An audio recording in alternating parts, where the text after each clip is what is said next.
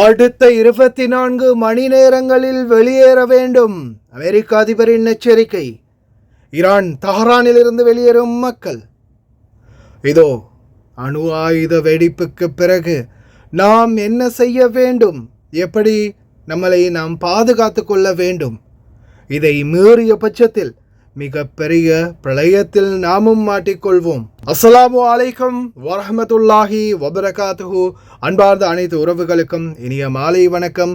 உலகமெங்கும் யுத்த சூழல் நிறைவடைந்து அனைத்து மக்களிடமும் அமைதியும் ஒற்றுமையும் சுபீட்சமும் நிலவ வேண்டும் என்று எல்லாம் வல்ல இறைவனை பிரார்த்தித்தவனாக இன்னும் மிக முக்கியமான சில தகவல்களோடு தான் வந்திருக்கேன். வீடியோவை கடைசி வரைக்கும் பாருங்கள்.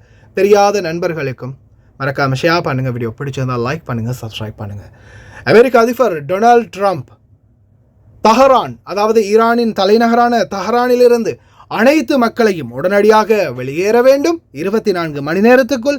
அதே போல் நியூக்ளியர், அதாவது அணு ஆயுத செயற்பாடுகள் அனைத்தையும் உடனடியாக நிறுத்தி அவை அனைத்தையும் ஒப்படைக்க வேண்டும் அப்படின்னு எச்சரிக்கையை விடுத்திருக்கின்றார்.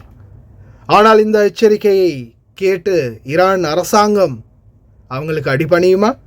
நோவே. ஆனால் பொதுமக்களாகிய தஹரான் பகுதிகளில் இருக்கக்கூடிய, தலைநகரத்தில் இருக்கக்கூடிய பொதுமக்கள் பலருமே கடந்த 2 நாட்களுக்கு முன்னாடி இருந்தே மக்களும் வெளியேற ஆரம்பிச்சிட்டாங்க.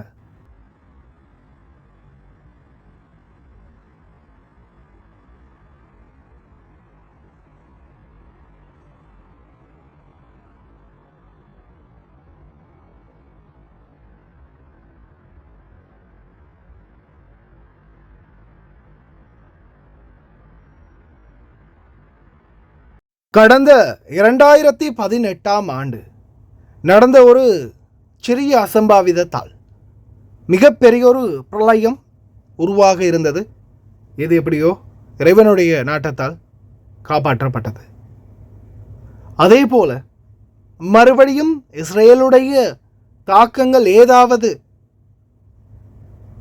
புஷேரில் இருக்கக்கூடிய அணு ஆயுத உற்பத்தி நிலையத்தில் நடந்தால் நாம் எப்படி நம்மளை பாதுகாத்து கொள்வது? நம்மை எப்படி அணு உலைகளிலிருந்து வரும் கதிர்வீச்சுக்களிலிருந்து நாம் எப்படி நம்மை காப்பாற்றிக் கொள்வது, தப்பித்துக் கொள்வது அப்படின்ற ஒட்டுமொத்த தெளிவும் முன்னாடி வரக்கூடிய வீடியோவில் இருக்குது. தயவு செய்து ஸ்கிப் பண்ணாமல் ஃபுல்லாக பாருங்கள். அதுக்கு முதல்ல நாம் இருக்கிற நாடு குவைத். நம்ம குவைத்தில் இருக்கிறோம். அடுத்ததா குவைத்துக்கு அந்த பக்கம் அப்படியே போனால் சவுதி அரேபியா, அல் ஜுபைல் இருக்குது. அதோடு சேர்த்து தம்மாம். அந்த பக்கம் பார்த்தா பஹ்ரைன், மனாமா. அப்படியே நாம் அதுக்கு நேராக ஆப்போசைட் பார்த்தோம்னா புஷாஹிர், அதாவது ஈரான். நம்மளுக்கு நேராக இருக்கிறது ஆப்போசைட் கடலில் ஈரானில் ஷிராஸில் இருந்து அப்படியோ முன்னோக்கி வந்தால் புஷாஹிர் நகரத்தில் என்ன இருக்குதுன்னு பார்த்தீங்கன்னா அணு மின் உற்பத்தி நிலையம், புஷர் நியூக்ளியர் பவர் பிளான்ட். இது 24 மணித்தியாலமும் செயல்பாட்டிலே இருக்குது. இந்த பவர் பிளான்ட்டில் அணு உற்பத்தி செய்யப்படுது. இப்போ இது சம்பந்தமான செய்தி ஒன்று தான் இப்போ ரீசெண்டாக வெளியாகி இருக்குது. இதில் ஏதாவது ஒரு ஆபத்து நேர்ந்தால் நாம் எப்படி நம்மளை பாதுகாத்து கொள்வது, இதால் வரக்கூடிய ஆபத்து என்ன அப்படின்றத A to Z தெளிவாக சொல்லியிருக்கிறாங்க. அதாவது இந்த அணு உற்பத்தி நிலையம் பாதிக்கப்பட்டால் முதலாவது பாதிக்க போகிறது குவைத் அப்படின்னு சொல்கிறாங்க. நம்ம இருக்கிற குவைத். ஏன்னா குவைத்திலேருந்து நேராக அந்த பக்கம் ஒரு சாய்வு கோணலில் அந்த புஷேர் நகரம் இருக்குது. இதுக்காக நாம் எப்படி நம்மளை பாதுகாத்து கொள்வது அப்படின்றத பற்றின தெளிவான ஒரு விளக்கம் கொடுத்துருக்குறாங்க. அது என்ன அப்படின்றத ஃபுல்லாகவே நான் வாசிக்கிறேன், கேட்டு தெரிஞ்சுக்கோங்க. புஷேர் அணு உலை வெடிப்பு ஈரானில் ஏற்பட்டால் அவசர கால நடைமுறைகள். ஏதேனும் அவசர நிலை ஏற்பட்டால் இந்த வழிகாட்டுதலை படித்து பின்பற்றவும் அப்படின்னு ஒரு டாபிக் போட்டுக்கிறாங்க.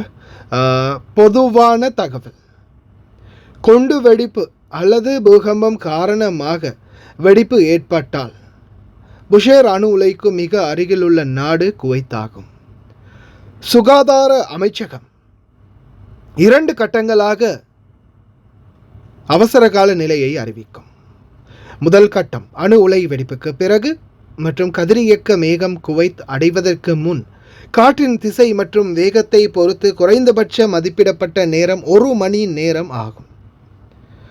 இரண்டாம் கட்டம் குவைத் அறிவியல் ஆராய்ச்சி நிறுவனத்தால் கடல்சார் கண்காணிப்பு ரேடார்களை பயன்படுத்தி குவைத்திற்குள் கதிரியக்க மேகம் நுழைவது கண்டறியப்பட்ட பிறகு குறைந்தபட்சம் 48 மணி நேரத்திற்கு மொத்த ஊரடங்கு அமல்படுத்தப்படும்.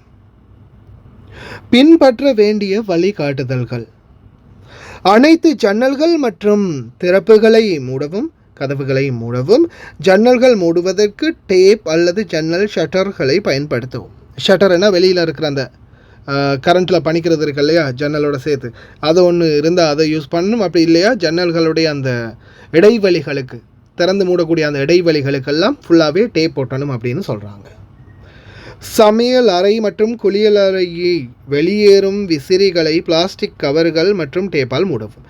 அதாவது கிச்சனில் மற்றும் பாத்ரூமில் இருக்கக்கூடிய அந்த ஃபேன், எக்ஸாஸ்ட் ஃபேன், அந்த ஃபேனுடைய டோட்டல் அந்த சின்ன சின்ன இடைவெளிகள் இருக்கிறது, ஃபேன் வேலை செய்யக்கூடியது, அந்த ஃபுல் டோட்டலாகவே பிளாஸ்டிக் கவரை வச்சு அதுக்கு மேலே டேப்பால் மறைக்கணும் அப்படின்னு சொல்கிறாங்க. அதே மாதிரி மத்திய ஏர் கண்டிஷனிங் எல்லாத்தையுமே, அதாவது ஏசிக்குரிய அனைத்து வழிகளையும் ஃபுல்லாகவே மூடணும், ஏசி டேக் உட்பட. குறிப்பாக அது வெளிப்புற காற்றை பயன்படுத்தினால் அதற்கு பதிலாக உட்புற பயன்பாட்டிற்கு மின் விசிறிகளை தயார் செய்யுங்கள். அதாவது ஃபேன் உள்ள நீங்கள் வச்சுக்கொள்ளணும், டேபிள் ஃபேன், ஆனால் ஏர் கண்டிஷனை பயன்படுத்தக்கூடாது அப்படின்னு சொல்கிறாங்க.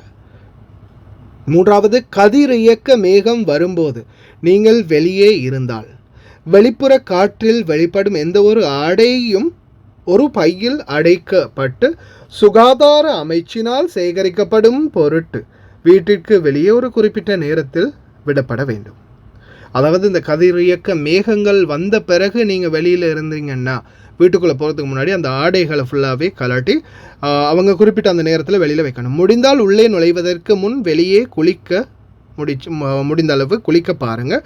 உள்ளே நுழைவதற்கு முன் வெளியே குளிக்கவும், அல்லது வீட்டிற்குள் நுழைவதற்கு முன் குறைந்தபட்சம் வெளிப்படும் ஆடைகளை அகற்றவும். அதாவது நீங்கள் வெளியில் போட்டுட்டு போன ஆடைகள் அனைத்தையும் வீட்டுக்குள்ளே கொண்டு போகாதீங்க. முடிந்தால் அந்த ஆடையோடைய சேர்த்து குளிச்சுட்டு சரி அந்த ஆடையை கலட்டி ஓரமாக வச்சுருங்க அப்படின்னு சொல்லியிருக்காங்க. நான்காவது, பொட்டாசியம் லோடைரு பரவல். புற்றுநோய் அபாயத்தை குறைக்க குழந்தைகள் மற்றும் கர்ப்பிணி பெண்களுக்கு வெளிப்பட்ட 6 மணி நேரத்துக்குள் பொட்டாசியம்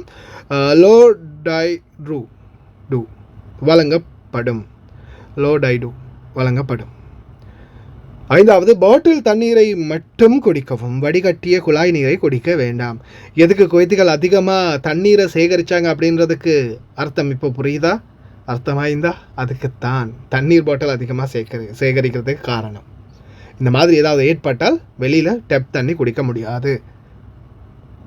ஆறாவது, குறைந்தது 48 மணி நேரத்திற்கு போதுமான உணவை தயாரிக்கவும். அதாவது 24 மணி நேரம் இல்லை, 44 அதிகமான உணவுகளை சேகரித்து வைக்காமல் 48 மணி நேரத்துக்கு தேவையான உணவுகளை மட்டும் தயார் பண்ணிக்கோங்க.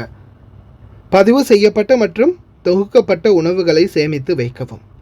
குறிப்பாக வெளிப்பட்ட பிறகு பழங்கள் மற்றும் காய்கறிகள் போன்ற மூடப்படாத புதிய உணவுகளை உட்கொள்வதை தவிர்க்கவும். இப்போ வெளியிலேருந்து இது வெளியாகின பிறகு அணு உலைகள்லேருந்து ஏதாவது இந்த மாதிரி ஆகி வெளியாகிச்சுன்னா ரேடியேஷன் இருக்கும்போது வெளியில் இருந்த பழமோ காய்கறிகளோ எதுவுமே திறந்திருந்த சாப்பாடுகள் வெளியிலேருந்து கொண்டு வந்தது எதுவுமே சாப்பிட வேண்டாம். அதே மாதிரி அடைக்கப்பட்ட சாப்பாடு அப்படின்னு சொல்லும்போது சாதாரணமாக யோசிச்சு பாருங்கள், அந்த டின்களில் வரக்கூடிய சாப்பாடு இருக்க, டின்களில் வரக்கூடிய கடலைகளாக இருக்கலாம், அல்ல அடைக்கப்பட்ட ஏதாவது சாப்பாடுகள் இருக்கும். அதே மாதிரி மீன் டின், டூனா, இந்த மாதிரியான உணவுகளை தான் அதிகபட்சமாக சாப்பிட வேண்டி வரும் அப்படின்னு சொல்கிறாங்க. இது முக்கிய குறிப்புகள்.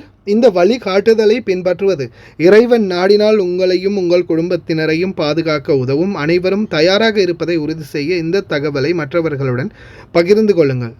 குவைத்தையும் அதன் மக்களையும் எல்லா தீங்குகளிலும் இருந்து எல்லாம் வல்ல இறைவன் பாதுகாக்கட்டும்.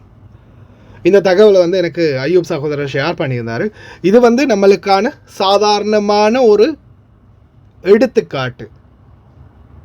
இந்த எடுத்துக்காட்டு காரணம் என்னன்றது உங்களுக்கு ஆல்ரெடியே நான் சொல்லியிருப்பேன்.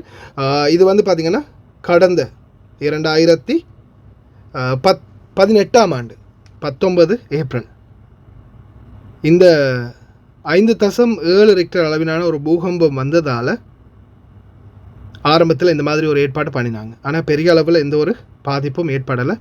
இன்ஷா அல்லாஹ் இனிமேலும் ஏற்படக்கூடாது. எல்லாம் வல்ல இறைவன் அனைவரையும் பாதுகாக்கணும் அப்படின்னு துஆ செய்கிறேன். நீங்களும் கவனமாக இருங்க.